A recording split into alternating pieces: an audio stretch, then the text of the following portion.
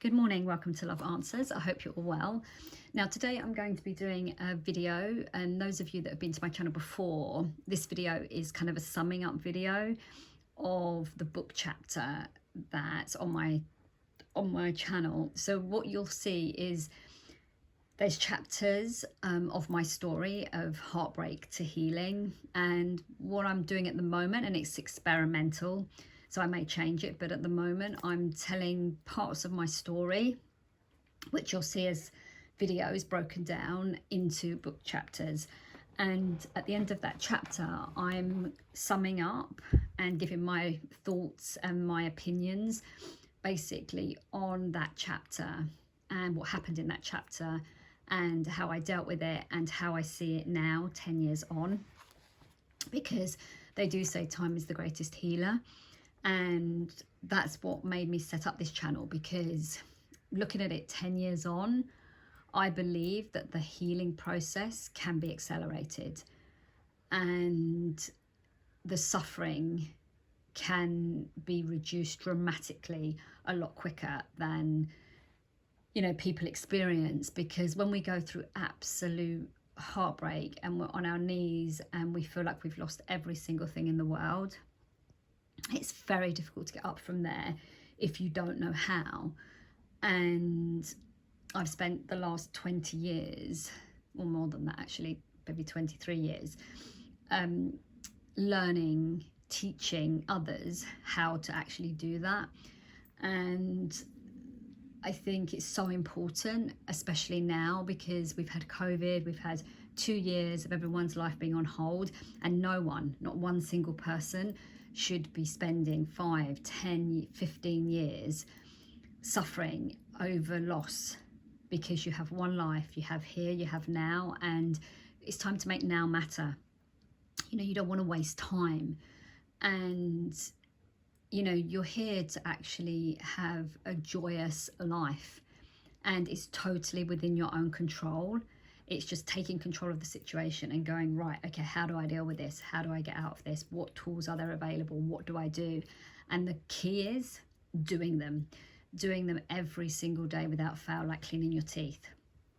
And the reason I know this, and I'm not saying this from a way that's criticizing, because I've done it both ways. I've done it the way where I sat in bed, pulled the covers over my head and didn't get out, and basically spiraled out of control. Then I've also done it the other way, where I've actually taken control of the situation. No matter how I was feeling, I practiced the tools that I had to alleviate the suffering, and I reduced the healing process dramatically. So I think that's what I'm so passionate about sharing with people, because there's nothing worse than living your life in limbo and thinking that one person's opinion defines you, because it doesn't. And so let me go to the chapter. So for those of you that have looked at this chapter, which is my partner in crime, and this chapter was, I was at a really important point in my journey on my spiritual journey and my journey of learning. And I'd actually been working on a film project that I was going off to the Middle East to meet with people about. And it was a really important time, and I had my greatest heartbreak, but I still had to continue because I had people depending on me. And you know, I hadn't completed the product, so I had to get on that plane. And as you will see, I was on my knees, and literally on my knees in the airport. And this you'll see as the story unfolds, because the story is kind of told backwards and forwards. We go backwards and forwards throughout the story. So this was in my moment where I was waiting for someone to reply to me, someone that I was absolutely 100% smitten, in love with at the time. And what happened was, I've been texting for like 3 months, and you'll see it in the other chapters. I've been texting for 3 months and I'd had no answer. And then I got off the plane in Middle East and I received a text, and you'll see the text in that. chapter, which was basically stop contacting me, I can't be what you want me to be. And in that moment, that was just the most devastating, almost life-ending moment. But today, when I look at it, I am so, so, so grateful and thankful for that moment, because where I'm at now and what I'm doing now, I would never be doing if that hadn't happened. Because it was that made me channel all of my energy into the project I was working on, into what I've gone on to do in other areas. And if that hadn't have happened, I would never have done that, because I had to channel the energy somewhere. And in that, I discovered so much about myself. I discovered that this situation, yes, don't get me wrong, the actual experience was one of the greatest experiences of my life. And it was one of the most magical experiences. It was, you know, life-changing.